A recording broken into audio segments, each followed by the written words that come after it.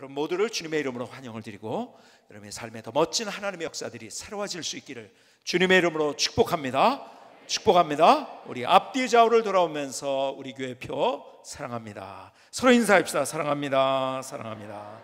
사랑합니다. 사랑합니다. 다시 그 얼굴로 주님의 이름으로 축복합니다. 주님의 이름으로 축복합니다. 축복합니다. 축복합니다. 축복합니다. 네. 감사합니다.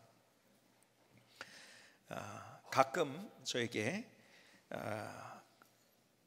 방문했던 나라 중에서 제일 기억에 남은 나라가 어느 나라냐, 아니면은 여행을 간다면 어디를 가라고 추천을 해주고 싶으냐 하는 그런 질문들을 가끔 합니다. 그때 제가 레바논을 이야기합니다. 이동원 목사님과 또 동안교회 김형준 목사님 셋이서 같이 개별적으로 이렇게 패키지 투어가 아니고 우리가 보고 싶은 곳을 찾아다니면서 성지순례를 했던 때가 있습니다. 그때 레바논에서 제가 얼마나 충격을 받았는지, 어느 곳에는 숨이 멎을 것 같은 그런 마음, 또 그 레바논에서 제가 많은 것들을 보면서 아하, 내가 역사를 이렇게 공부해야겠구나 생각을 했습니다. 참 기억에 남는 곳이고 또 가보고 싶은 곳입니다. 가기는 쉽지 않은 곳인데요, 내전이 있고 옆에 또 시리아, 지금 아주 그런 일이 세상에 일어날 수가 하는 그런 일들이 시리아에서 일어나고 있죠. 근데 레바논 보면은요, 레바논 하면 여러분이 생각나는 게 뭐가 있습니까? 혹시 레바논? 예? 레바논 하니까 남자들은 아하, 거기 원정에서 22년 만에 우리나라가 레바논에 승리했던 그거 여러분들 레바논 축구 아마 기억하는지 모르겠어요. 근데 성경에는 레바논의 백향목, 그렇죠? 그것이 얼마나 대단한지, 레바논 국기의 중간에 뭐가 있어요? 예? 백향목이 있습니다. 참, 그 빛이 얼마나 청청한지, 수천 년을 살면, 나이가 들면 들수록 더 멋있어지는 나무, 대단한 나무입니다. 그래서 제가 우리 실버 아카데미 우리 개강 예배를 드릴 때도 레바논의 백향목을 가지고 제가 얘기를 했어요. 오래 살고, 근데 오래 살수록 더 이상해지는 나무가 아니라 성경에 있는 빛이 더 청청해지는 나무, 이런 나무 우리 여러분들이 됐으면 좋겠다 하는 그러한 제가 설교를 하기도 했어요. 이 레바논의 백향목은 대단합니다. 레바논에 가서 제가 받은 충격 가운데 하나가, 제가 바알벡이라는 곳을 갔어요. 지금 그곳은 헤즈볼라, 그러니까는 회교 무장단체들이 있는 곳입니다. 헤즈볼라의 본거지입니다. 지금 저것이 뭐냐면 로마 시대 때 만든 신전인데, 저것은 주피터, 그 다음에 비너스, 그 다음에 바카스 신전 3개가 이렇게 있습니다. 근데 거기에 신전의 기단이 원래는 뭐였었냐면, 원래 거기에 무슨 돌이 있었냐면 바알 신을 섬기는 그러한 제단을 만들어 놨던 거야. 근데 얼마나 그게 큰지요. 지금 역사리로 사람이 가공한 돌 가운데 가장 큰 돌입니다. 아주 굉장히 큰 돌이에요. 그러니까 바알 신앙이 얼마나 대단했던 거예요. 지금 저거는 이제 현재 있는 것은 로마 시대의 유적이 되지만, 그러나 그 기단은 바로 지금부터 한 3,000년 4,000년 전에 그러한 있었던 그러한 바알 신의 제단이, 기단, 그 돌을 그대로 사용해서 그 로마 시대의 신전을 만드는 거예요. 대단하죠. 그러니까 이 바알벡이라는 데를 보고 너무 충격을 받았어요. 제가 가다가 칼릴 지브란의 생가를 방문하기도 했어요. 칼릴 지브란의 생가를 방문할 것이라고 생각을 못했는데, 거기 가서 얼마나 제가 감동을 많이 받았는지, 또 같이 갔던 이동원 목사님이 젊을 때 가장 좋아했던 시인이 칼릴 지브란, 그래서 너무 감동을 받아가지고 뭐 어쩔 줄 몰라 하는 거예요. 제가 그분의 책을 읽은 거 있지만, 그리고 갔다 와서 그분의 책, 웬만한 책들을 다 또 읽으면서 많은 감동을 받았습니다. 거기에 도시들이 있는, 옛날에는 지금 레바논 한 나라로 이렇게 되지만 나눠져 있지만은요, 사실은 옛날엔 도시국가 형태로 있었죠. 저 위에 지도에 보면 뭐가 있죠? 시돈이 있어요. 맨 위에. 그 다음에 빨간 줄에 두로가 있죠. 거기에 사르밧이라는 거, 오늘 사르밧 얘기를 좀 하게 될 텐데요, 두로와 시다는, 그리고 그 위에는 트리폴리라는 도시가 또 있어요. 이 3개는 특별히 지중해에 닿고 있는 거거든요. 지금 왼쪽은 지중해입니다. 페니키아 시대에서부터 시작을 해가지고서, 제가 거기서 놀란 게 뭐냐면, 페니키아, 그 다음에 그리스, 그 다음에 로마, 그 다음에 또 뭐죠? 비잔틴, 그 다음에 이 시대를 넘나들면서 그 안에 그 위에 그래서 한눈에 유적을 볼 수 있는 지역, 대단하더라고요. 여러분 시돈이 어딘지 아세요? 지금 지명으로는 사이다라고 합니다. 사이다. 그래서 얼마 전에 우리가 축구한 데가 사이다 국립경기장이었죠. 거기가 바로 저기입니다. 저기에 이제 시내를 찍은 건데요. 지금 현재 옛날 유적들이 있는 곳이 바닷가에 있죠. 거기에 보면은 참 대단한 그러한 곳이었구나 하는 것을 볼 수 있습니다. 넘어가 주세요. 여기 시돈입니다. 자, 시돈에 속한 곳 가운데 지명이 사르밧입니다. 시돈이라는 곳, 자, 이걸 여러분이 염두에 두셔야 되면 시돈 성이 있는데 그 옆에 있는 지역, 여기는 뭐가 있죠? 초지가 있죠, 그렇죠? 여기서 밀을 재배하고 이런 밭이 있는 곳입니다. 여기가 사르밧입니다. 자, 바닷가의 시돈, 그 다음에 조금 이제 내륙으로 들어가서 좀 위쪽이지만 여기에 사르밧이라는 곳이 있습니다. 자, 이것을 여러분의 머릿속에 한번 두시면서, 자, 오늘 이제 여러분과 함께 사르밧으로 가는데 오늘 본문으로 한번 가봅시다.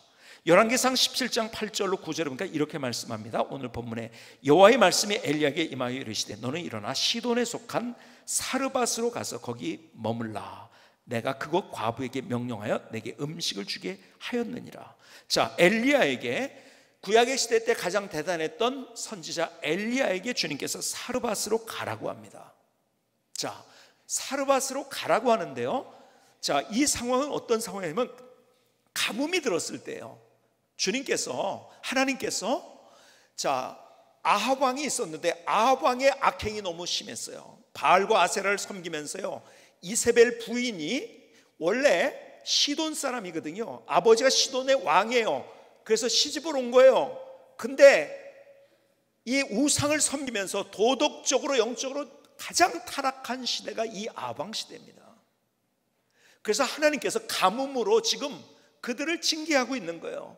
그때 가뭄에 대한 하나님의 말씀을 선포하고, 그리고 그러니까 하나님을 잘 섬기는 선지자였기 때문에 바알신을 섬기는 입장에서는 막 잡으려고 했거든요. 더군다나 너희들 바알신 섬겨서 너희들 가뭄으로 죽는다 이렇게 막 얘기를 하니까요, 잡아두려고 했죠. 자, 그때 상황을, 자, 지금 17장을 읽었는데요, 16장에 가보면 그때 상황이 어떤 상황인지를 조금 설명이 됩니다. 열왕기상 16장 30절을 보십니다. 자, 오므리의 아들 아합이 그의 이전의 모든 사람보다 여호와 보시기에 악을 더욱 행하여 느밧의 아들 여로보암의 죄를 따라 행하는 것을 오히려 가볍게 여기며, 자, 다시 30절에 오므리의 아들 아합이 그 이전의 모든 사람보다 여호와 보시기에 악을 더욱 행하여 느밧의 아들 여로보암의 죄를 따라 행하는 것을 오히려 가볍게 여기시며. 자, 보십시오. 다시 아합 왕이 있었어요. 부인을 시돈에서 얻어온 거예요. 시돈 왕의 딸입니다. 그래서 거기에 영적으로 타락하기 시작합니다. 도덕적으로 타락하기 시작합니다. 자, 그런데 하나님께서 그래서 그들에게 징계를 내리십니다. 뭘로? 가뭄으로. 그것을 선포하도록 엘리야에게 한 거예요. 그런데 하나님께서 엘리야에게 그렇게 하고서 사실은 도망가라는 거예요. 도망가는데 어디로 도망을 가냐면 사르밧으로 도망을 가라는 거예요. 자, 여기까지 잘 따라오셨습니까? 좀 놓치면 좀 이해가 잘 안 됩니다. 사르밧으로 도망가는데 사르밧이 어떤 곳이라고요? 시돈에 속한 곳이에요. 자, 보세요.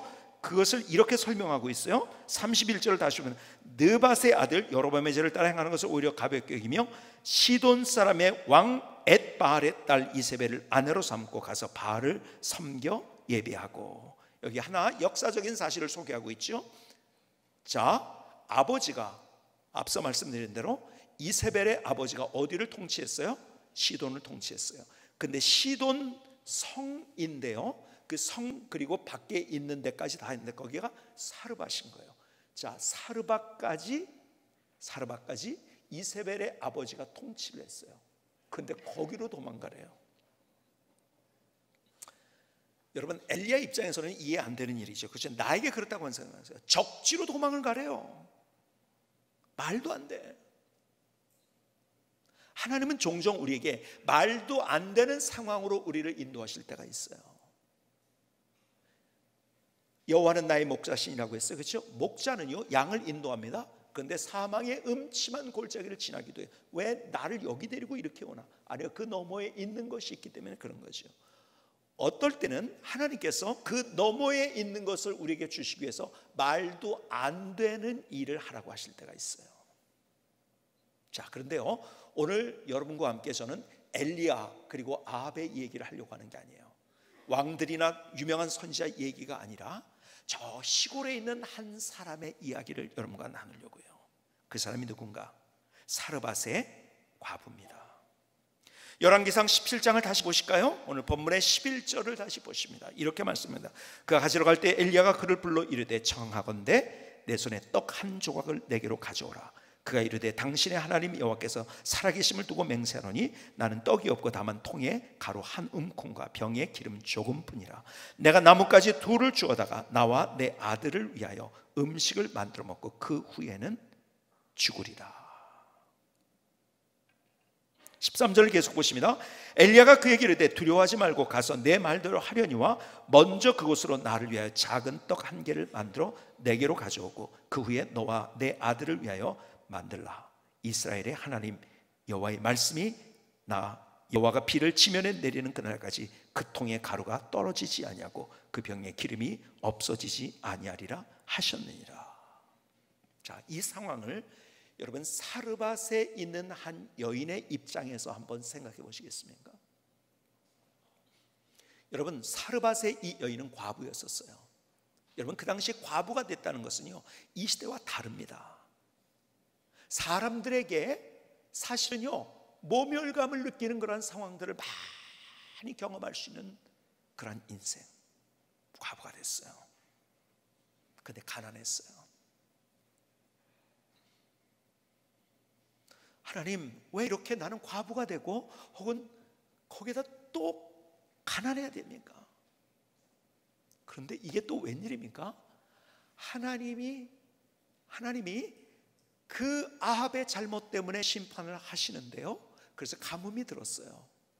가뭄의 직격탄은 누가 맞는지 아세요? 가뭄의 직격탄은요 성 안에 있는 사람이 직격탄을 맞지 않습니다. 왕은요 성에 있는 사람들은 곡식 저장고가 있습니다. 그래서 어느 정도 견딜 수 있어요. 근데 직격탄은 누가 맞는지 아십니까? 성 밖에 있는 사람들. 여기에서 밀을 재배하고 곡식을 재배하고 있었던 그 사람들, 그들 먹을 것이 없는 거예요. 하나님 왜 이렇게 계속 할수록 타산이 되게 만듭니까? 그런데요 이게 또 웬일이에요? 거기에다가 엘리야가 와가지고서 자기 집에 있는 것 가루 한 움큼 그 다음에 기름 조금 한 번 먹으면 돼요. 그리고 죽을 수밖에 없는 나머지의 한 끼 그걸 달라고 합니다. 여러분 이걸 뭐라고 표현할까? 갈수록 태산이다. 점점 더 잘 되는 게 아니라 점점 더 악화가 됩니다. 엎침 대 덧침이 되는 거예요. 설상가상이 되는 거예요. 아니 왜 계속, 아니 근데 그것마저 달라고요? 참 기가 막힌 거 아닙니까? 여러분 이런 얘기 들어보셨죠? 비가 오는데요, 비는 오는데 참외를 지고 온 지게다리가 넘어져서 참외가 막 굴러가기 시작하는데요 전화는 오지, 장독대는 열렸지, 빨랫줄은 비의 무게에 끊어져 가지고 다 떨어지기 시작했지. 애는 울죠. 바지 고무줄은 끊어져 가지고 막 내려오려고 하죠. 거기다가 왜 화장실은 또 그렇게 급하게 가고 싶은지. 여러분 막 어쩌면 막 그냥 혼란스럽게 이것저것 엎친데 덮친 격으로 오는 그런 상황. 지금 그것이 지금 누구예요? 사르밧의 여인에게 하나님 도대체 왜 그래요? 힘들어요. 힘들어도 눈물 나게 힘들어요. 사실은 그러면서 절규할 수밖에 없는 그런 상황. 하나님 도대체 왜 나에게, 저 성 안에 있는 사람 잘 살고 있는데, 저기 조금 곡식 가진 사람도 있는데요, 하나님 저 사람도 있는데요, 우리는 자꾸 이렇게 하면서 하나님 도대체 왜 나에게 이럽니까 하는 그런 상황들을 우리가 만날 때가 있다는 거예요. 그런데 기가 막힌 거는 이 사르밧 여인이 그 앞에서 힘들지만 눈물 나지만 하나님 도대체 왜 저예요? 그런데요 그러나 하겠습니다. 열왕기상 17장 15절은 제 마음을 얼마나 뜨겁게 했는지요. 그가 가서 엘리야의 말대로 하였더니, 그가 가서 엘리야의 말대로 하였더니. 여러분, 이게 지나가면 되는 말이 아니에요. 자, 여러분 머릿속에 그려보시겠습니까? 어떻게 그럴 수 있나요? 하나님, 나는 점점 잘 되는 것이 아니라 갈수록 더 안 되고 있는데 나한테 왜 나 붙잡고 이러고 계세요? 다른 사람 있잖아요. 나 힘들어요. 나 눈물 나요. 나 포기하고 싶어요. 그런데요, 마지막 가진 거를 내놔라. 그런데 열왕기상 17장 15절은 이렇게, 그가 가서 엘리야의 말대로 하였더니. 가서 엘리야의 말대로 하였더니. 기가 막힌 행동인 거예요. 저는 이 규절을 읽는 순간에 우리 교회 영성이 있죠. 그렇죠? 우리 교회 영성, 용감거목, 용서와 용납, 감사 나눔, 거룩한 갈망, 목숨 건 열정. 이것이야말로 정말 목숨 건 열정이구나. 하나님, 도대체 왜 나예요? 근데 하나님께서 그 일을 하라고 했어요. 여러분, 사르밧 과부는요, 하나님께서 그에게 큰 일을 맡긴 게 아니에요. 작은 일 하나 맡겼어요. 그에게 어디를 다스리라고 하지 않았어요. 뭐 건물을 치라고 하지 않았어요. 어디 리더가 되라고 하지 않았어요. 가서 전쟁에서 싸우라고 하지 않았어요. 단지 엘리야를 먹을 것을 주고 대접하는 아주 작은 사명을 주셨어요. 근데 그 사명을 감당하는 것, 작은 것 같지만은 너무 힘든 거였어요. 그런데 그 사명에 그런 목숨을 걸었다는 거예요. 이것이 저의 가슴을 얼마나 뜨겁게 했는지. 시편 기자, 시편 22편의 고백을 한번 들어보시겠습니까? 똑같은 상황이더라고요. 그는 6절에 이렇게 고백합니다. 나는 벌레요 사람이 아니라 사람의 비방거리요 백성의 조롱거리이다. 사람들에게 손가락질 당하고 있대요 지금. 시편 기자의 고백이요. 그런데 그걸로 끝난 게 아니에요. 12절에 많은 황소가 나를 에워싸며 바산의 힘센 소들이 나를 둘러쌌으며. 뭡니까? 다 막혀버렸대요. 좀 이렇게 가야 되는데 거기도 막혔어요. 이쪽을 보니까 이쪽도 막혔어요. 저쪽을 보니까 저쪽도 막혔어요. 동서남북 앞뒤 좌우가 다 막혀버렸어요. 그게 끝이 아니에요. 14절에 보니까 나는 물같이 쏟아졌으며 내 모든 뼈는 어그러졌으며 내 마음은 밀랍 같아서 내 속에서 녹았으며. 이게 무슨 말인지 아세요? 여러분, 육체적인 고통을 겪고 있다는 거예요. 지금 뭔지 모르지만 병에 걸려 있는 거예요. 내가 지금 병에 걸려서 이러고 있어요. 병에 걸린 것뿐만 아니라 마음의 병도, 그래서 내 마음이 밀랍 같아서 내 속에서 녹았어요. 초같이 녹았다는 거예요. 상처를 가지고 있다는 거예요. 자, 사람들이 손가락질하죠. 모든 것들은 막혀버렸죠. 내가 모든 시들도 하려고 하는 거 모든 것들은 다 막혀버리고 실패하고 병은 들었어요. 마음의 병까지 들었어요.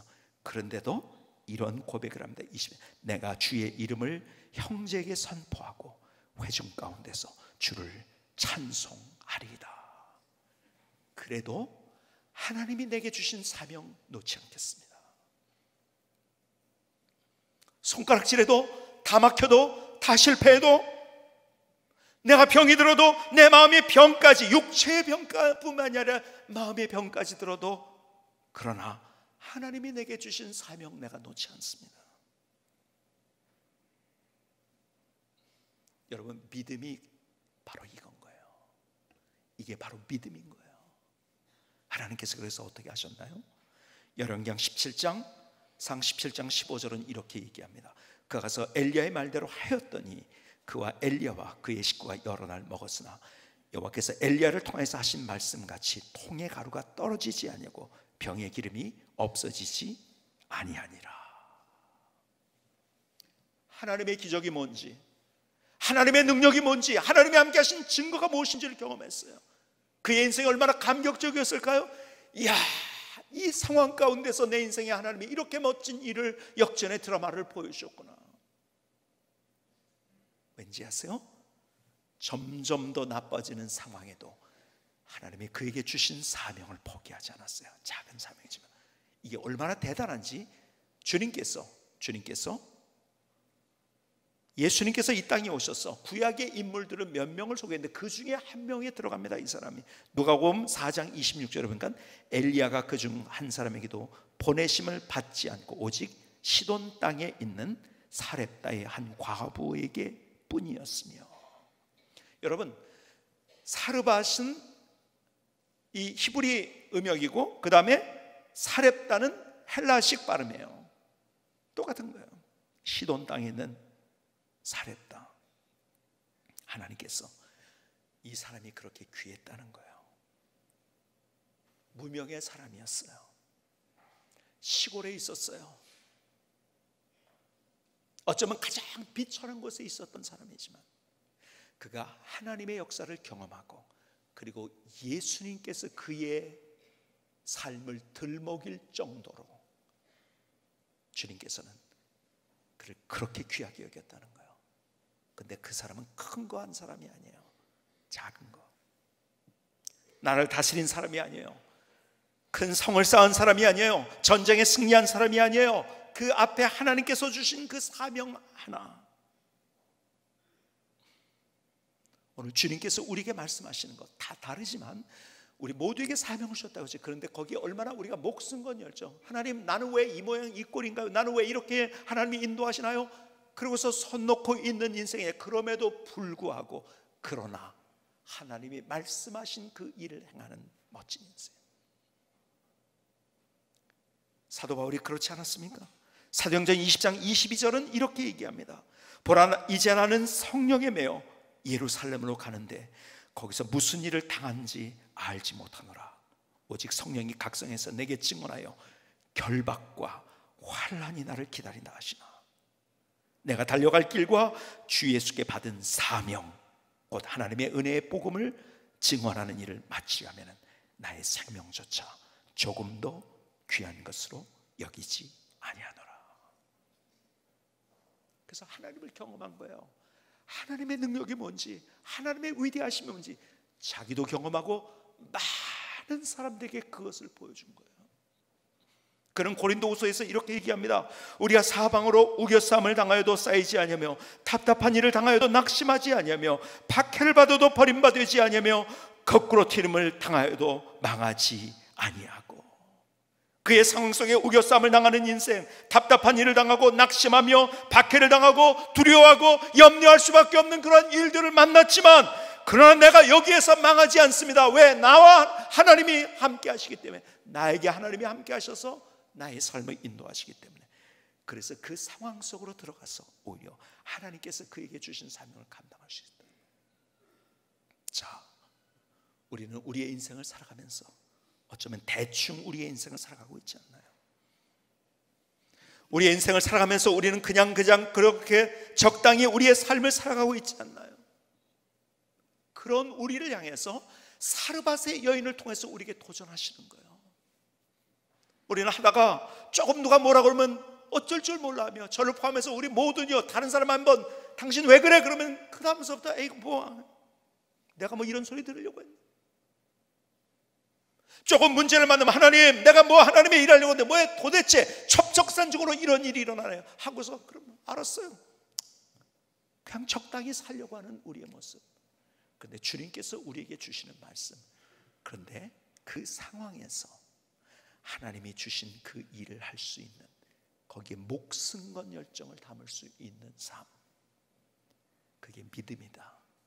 거기서 내가 누군지를 경험한다. 주님 말씀하시는 거예요. 우리가 세네갈에 우리 최근식 선교사님 4분을 파송을 했어요. 참 어두운 땅이에요. 정말 어두운 땅이에요. 우리 최근식 선교사님이 간 곳은요, 서구의 선교사들이 갔다가 한 사람도 개종하지 못하고 철수한 지역입니다.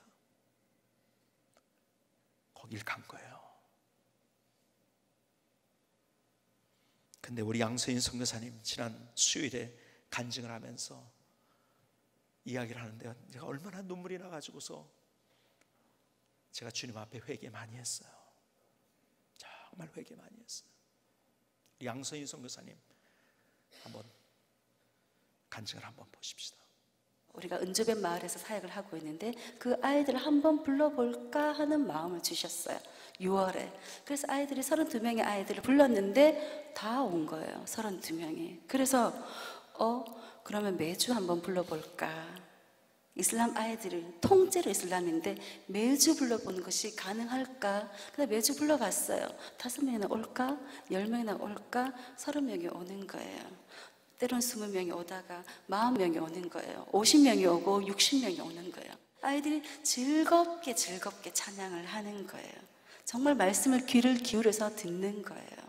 그것을 보면서 물된 동산이 되고 마르지 않는 샘과 같이 되어질 것이구나 하는 그런 생각이 들었었어요. 얘들이 13살, 14살, 15살인데 얘가 한 텀만 지나면 교사가 되어질 수도 있겠구나. 처음 우리가 2010년에 은조변 마을에 갔을 때 700명 정도 되는 그 마을 사람들 온통 이슬람인데 최 선교사가 그렇게 말했어요. 집단 개종이 일어나길 원한다고. 꿈이네. 정말 꿈을 꾸네. 상상이야. 그렇게 생각해서 되지 않는 건데 한번 말이나 해보자 하면서 집단 개종이 될 것이라 그렇게 이야기를 했었어요. 그리고 저도 언젠가부터 통째로 개종되기를 그렇게 이렇게 이야기를 하는데 될 수 있겠다. 하나님 약속하셨으니까 될 수 있겠다. 그런 생각이 들었었어요. 정말 그 약속이 이루어지겠구나. 정말 이제 때가 이르렀구나 하는 그런 생각이 들었었어요. 그런데 제가 세네갈에 가기가 싫은 거예요. 제가 세네갈에 가기가 싫은 거예요. 사역을 생각하면 기대되고 꿈이 생기고 열정이 생겨요. 사역이 그렇게 어렵지는 않은 것 같아요, 이제는. 그런데 제가 그 땅을 생각하니까 그 땅에 가기가 싫은 거예요.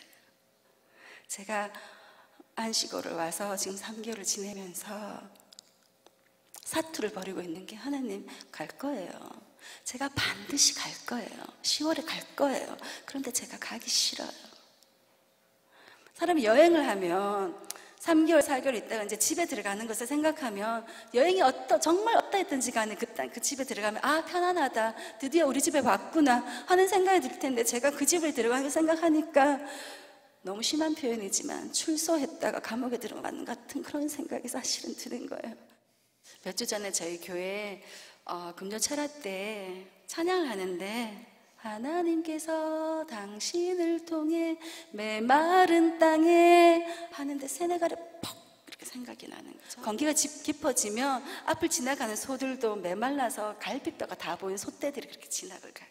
먹을 것이 없어가지고 그런 땅이거든요. 그런데 가난한 영혼, 목마른 영혼 말씀하시는 거예요. 가난한 영혼을 생각할 때 정말 우리 그 아이들은 모자라요. 항상 사탕을 주는데 항상 모자라요. 그러면 받았던 아이들 그걸 쪼개가지고 동생 입에 넣어주고 사탕을 깨가지고 이 부스러기를 이렇게 맛보게끔 입에 찍어 넣어주거든. 그것을 받아 먹는 아이가 얼마나 행복해하는지요. 그런데 예수 그리스도의 복음을 선물로 받아들이면 그 아이가 얼마나 더 행복할까. 3박 4일 기절해서 일어나지는 못할 것 같은 그런 정말 목마른, 무엇보다 복음이 없어서 목마른 그 아이들인데 정말 세네갈이 생각이 나는 거예요. 그러면서 제가 난 너무 싫은데, 세네갈이 싫은데, 그런데 내가 사랑하고 있구나. 내가 사랑하고 있구나 라는 것을 제가 깨닫는 거예요. 계속해서 내가 걸어갈 때 길이 되고 살아갈 때 삶이 돼. 가기가 싫은데 내가 그 땅에 가야 되겠구나. 내가 그 땅에 가서 걸어갈 때 복음의 길이 열리겠구나. 내가 그 땅에 들어가서 살아갈 때 정말 이슬람 종교가 삶이고 삶이 종교인 그 거짓된 종교에 갇혀서 살아가는 그 사람들의 삶이 예수 그리스도의 자녀가 되는 그런 삶을 살아가게끔 하겠구나. 내가 가야 되겠구나 하는 생각을 합니다. 하느님, 제가 아프리카에 가고 싶습니다. 보내주십시오. 그렇게 다시 한번 고백하고 그렇게 10월에 가겠습니다. 감사합니다. 박수 한번 합시다.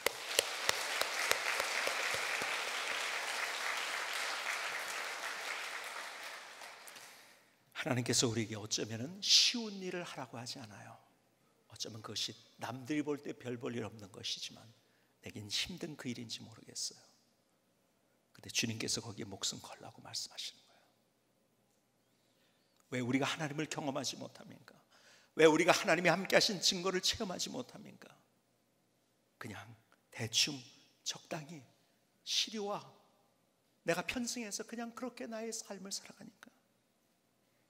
그런 우리를 향해서 힘들지만은 내가 너에게 그 일을 주었으니까 목숨 건 열정을 다하지 않겠느냐. 오늘 사르밧 여인의 이야기와 우리 선교사님의 그 간증과 고백이 같이 제 앞에 어우러지면서 오버랩이 되면서, 하나님 그러네요. 여러분, 목사는 뭐 그냥 다 좋은 일만 있어가지고 그래 그러면서 사는 게 아니잖아요. 그렇죠? 하나님, 그래요. 남 모르게 내가 어려운 일이 있어도 하나님 거기에 도전하는 인생, 거기에 목숨 건 열정을 다하는 인생, 그렇게 살아가겠습니다. 하나님이 어쩌면 다른 사람에게 다 무시당하고 그리고 가난하고 외롭게, 아니 먹을 것도 없는 가장 비천한 그런 상황 가운데 있는 사르밧 여인이죠. 그 사람에게 찾아가서 있는 거 다 내놔라, 그리고 선지자를 공개해라. 하나님 말도 안 돼요. 그러지 않았어요. 그것이 하나님의 뜻인 것을 알고 내게 준 사명인지 알고 거기에 목숨을 걸었어요. 오늘 다시 다 막혔어도, 사람들이 날 향해 손가락질을 해도, 엎친 데 덮친 격으로 내게 문제를 만나도, 내가 힘들어도 하나님 목숨 건 열정으로 다시 일어서겠습니다. 오늘 그것이 저의 고백이 되고 우리 모두의 고백이 될 수 있기를 주님의 이름으로 축복합니다. 우리 김성길 선교사님의 찬양을 들으시겠습니다.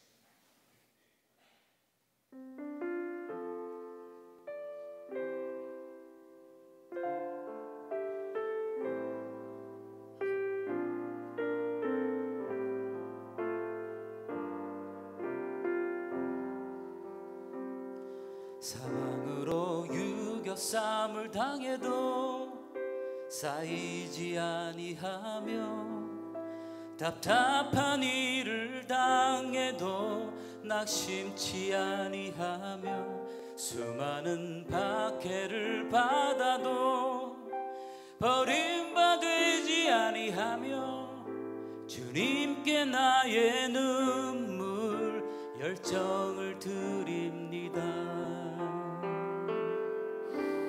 나의 목숨 건 열정 받아주소서.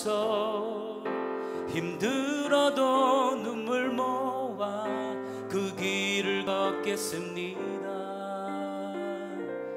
나의 길 오직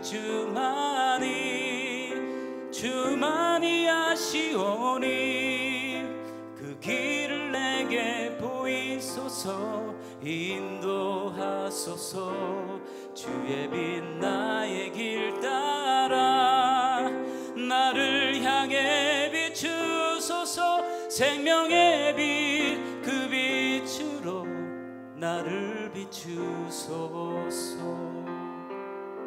사방으로 유교삼을 당해도 쌓이지 아니하며, 답답한 일을 당해도 낙심치 아니하며, 수많은 박해를 받아도 버림받지 아니하며, 주님께 나의 눈물 열정을 드립니다.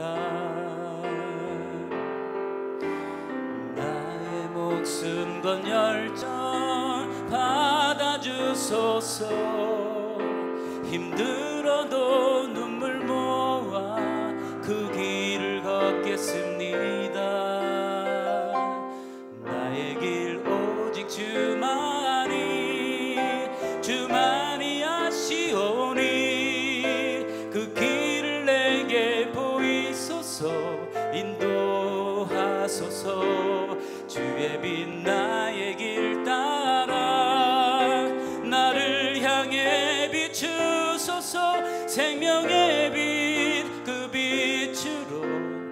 나를 비추소서. 주님의 은혜로 나를 덮으소서.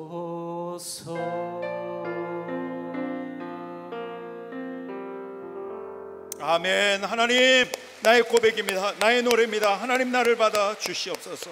나를 받아 주시옵소서. 서두에 칼릴 지브란의 이야기를 여러분에게 드렸습니다. 그의 글 가운데 내가 어떤 이의 마음속에라는 글을 여러분에게 읽어드릴게요. 내가 만약 어떤 이의 마음속에 새로운 세계를 열어줄 수 있다면 그에게 있어 나의 삶은 결코 헛되지 않은 것입니다. 인생 그 자체는 하나의 실제일 뿐 환희나 고통, 행복이나 불행을 의미하지 않습니다. 내가 만약 햇볕과 따사로운 온기를 받아들여 한다면 천둥과 번개도 받아들일 수 있어야 합니다. 나는 나날이 거듭납니다. 내 나이 80이 되어도 나는 여전히 변화와 모험을 계속할 것입니다. 과거에 내가 행한 일은 더 이상 나의 관심사가 아닙니다. 그것은 과거일 따름입니다. 나에게는 껴안을 것이 너무나 많습니다. 이 삶의 한가운데서 나에게는 껴안을 것이 너무나 많습니다. 이 삶의 한가운데서. 그래요. 내가 만약 어떤 이의 마음속에 새로운 세계를 열어줄 수 있다고 한다면 그 한 사람이 변화된 것 때문에 내 인생은 헛되지 않은 거라는 거예요. 우리의 삶은 나를 포기하게 만드는 많은 것들이 있어요. 그냥 그저 그렇게 살게 하는 많은 것들이 있어요. 적당히 살게 하는 것들이, 대충 살게 하는 많은 것들이 있어요. 근데 거기에서 우리가 일어서야 된다는 거예요. 하나님, 왜 나만 가지고 그러세요? 왜 나는 이렇게 돼야 돼요? 아니에요. 그래도 하나님 앞에 주신 사명을 감당할 때, 목숨 건 열정으로 그 일을 감당할 때, 다른 사람이 보기에 별거 아닌 것 같지만 그것을 통해서 하나님이 누구신지를 내가 경험하고 내 주변에 그 하나님을 선포할 수 있다는 거예요. 사르밧의 여인이 그것을 우리에게 가르쳐주고 있어요.